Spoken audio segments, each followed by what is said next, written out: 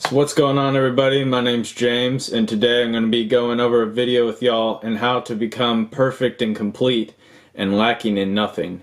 So what verse I'm going to be going over is in the book of James, and it's chapter 1 verse 1 through 2, and it goes, "Consider it all joy, my brothers, when you encounter various trials and tribulations, knowing that the testing of your faith produces endurance. And let endurance have its perfect work, that you might be perfect and complete, lacking in nothing." So, what exactly is this verse saying here? It's saying that you're going to have to go through things in this life in order to be able to become the person God is calling you to be. You'll never be able to become the person God is calling you to be if you're always living inside of your head and in spite of what other people have done to you, creating circumstances that aren't true. If we actually lived in accordance to what is actually happening right in front of us, rather than what has happened or what will happen, then we'll be able to see clearly what God is trying to tell us what to do. This life is a whole lot simpler than we think if we actually just follow the commandments of God. And what I'm trying to say here is that, say you are wronged, you've been hurt by someone in this life, and you just think, man, I don't know if I can forgive this person, like, they've really done me harm. And the thing is, that's expected to happen in this life. We're human beings. We have fallen short, and we've decided to rebel against God, so therefore, that is our result of what has happened. And you might say, well, I don't hurt anyone. The thing is, you do. And you may not be realizing it, but you might be hurting someone that you may not even be aware of.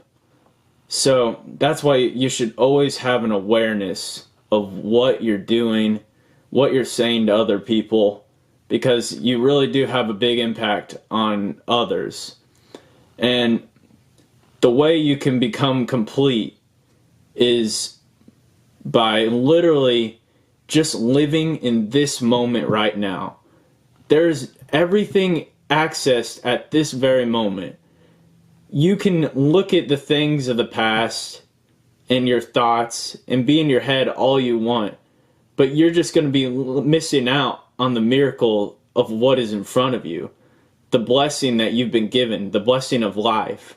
He says, is not life more than clothing? Think about that for a moment. Is not life more than food? Your body more than clothing? And the thing is, it's like, it shows that this life is the most precious thing we could ever receive. And we take it for granted whenever we get inside of ourselves. He says, if anyone will follow after me, let him deny himself and pick up his cross daily. And this is another one, he says, he who loses his life shall find it, but he who holds on to his life shall lose it. What is he saying here? He's saying continually deny yourself, because the self that you have is an illusion of what you think, who you think you are. The true self is God within you. That is Christ. And whenever you're acting disobedience towards Christ within you, you're not going to be able to fulfill the destined plan that God has for your life. And that's the thing. God brings certain hurt into your life so that you might be complete, that you might be forgetful and forgiving of what has happened. It says love does not recount the records of wrongs. And you got to ask yourself, are you counting the records of wrongs? And the thing is, if you have unforgiveness in your heart, you're not hurting anyone else but yourself.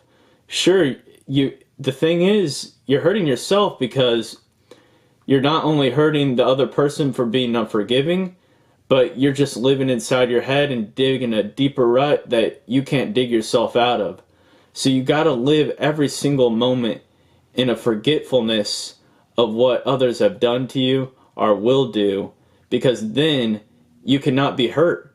You're literally in the almighty presence of God at every moment. And if you look at it that way, then nothing can stop you. It is no longer I who lives, but Christ who lives within me. That's what he's saying. He's saying, you don't have to do the work. Have faith in me. Believe the process. Trust it. And all things will work according to the good for those who love me and are called according to my purpose. And it says also in Matthew chapter 6, verse 22 to 23, the eye is the lamp of the body. So then if your eye is clear, your whole body will be full of light. But if your eye is bad, your whole body will be full of darkness. If then the light that is in you is darkness, how great is that darkness? So you got to be asking, do I have light within me, or is it darkness? It's clear as day. And the only way you can see if you have darkness dwelling within you is if your thoughts do not line up with the accordance of God's will. So what is God's will? It's the basic 10 commandments: to love the Lord your God with all your heart, soul, mind, and strength, and to love your neighbor as yourself. All the law can be summed up within this. And if you're not living in according to those standards, then your mind is filled with darkness. You're blind. You're not going to be able to see the light of what it means to truly live an abundant life. And once you live in accordance to God's will, you will be able to be perfect and complete, lacking in nothing, because nothing can hurt you. The only thing that it hurts is Christ, which he's already won the victory for us. So if you just look to him every single moment, look to the cross, away from yourself into the position of other people's, and start thinking not according to what you think, but according to what has actually happened and the truth, then you will be a very wise man and be able to discern what is good and what is evil. So, not only that, quit thinking according to what you think. Like, we have certain preconceived imaginations of what people do, and we come to assumptions a lot towards other people, and ultimately we create this image in our head that isn't true. And that is when your mind is filled with darkness. It's not according to the truth. It's according to what you think. And this is why the fall has become such a big thing for all of mankind. If you are judging your neighbor and doing this and coming up with this image in your mind, you're not only sinning against them, but against yourself. Because you create these illusions and things just become deeper and deeper, and you don't see the light and the path that you need to get to the destination at the end of the tunnel. So that's all I got to say, guys. That is how you become perfect and complete, lacking in nothing. So do this, and everything will be added unto you. You guys have a blessed day, and hallelujah.